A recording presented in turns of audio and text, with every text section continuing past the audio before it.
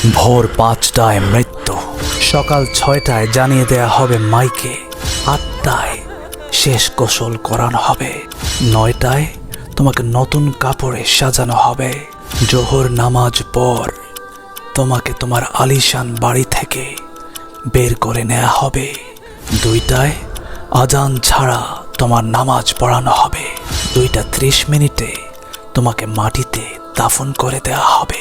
মাটি দেওয়ার শেষে কেউ তোমার জন্য দোয়া করবে আর কেউ চলে আসবে।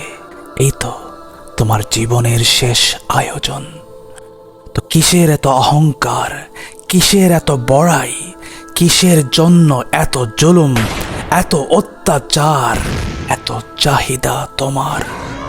ভুলে যাও তোমার সব রঙিন স্বপ্ন, ফিরে আসো রবের দিকে। তোমার শেষ ঠিকানা এই 3.5 হাত মাটি, তোমার শেষ সম্বল। তুমি চলে যাওয়ার পর তোমার নিকট আত্মীয় স্বজনরা কিছুদিন কান্নাকাটি করবে, তোমার জন্য দোয়া করবে, তারপর আস্তে আস্তে সবাই তোমাকে ভুলে যাবে। তাদের জীবন ঠিক আগের মতোই চলবে। মাঝে মধ্যে তোমার কথা স্মরণ হলে তোমার জন্য কাঁদবে, দোয়া করবে, তারপর আবার ভুলে যাবে। তুমি বিহীন এই পৃথিবী ঠিক আগের মতোই চলতে থাকবে। সবাই সবার মতোই জীবনযাপন করতে থাকবে, কিন্তু তুমি আর এই পৃথিবীতে নেই।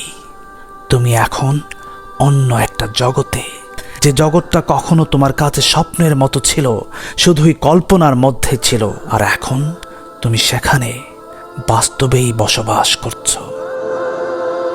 আমাদের প্রত্যেকের মৃত্যুর গণনা ইতিমধ্যে শুরু হয়ে গেছে। ঘড়ির প্রতিটি টিকটিক শব্দ আমাদের সত্যের মুহূর্তের কাছে এক ধাপ এগিয়ে নিয়ে যাচ্ছে। যখন আমরা আমাদের শেষ নিঃশ্বাস ত্যাগ করব,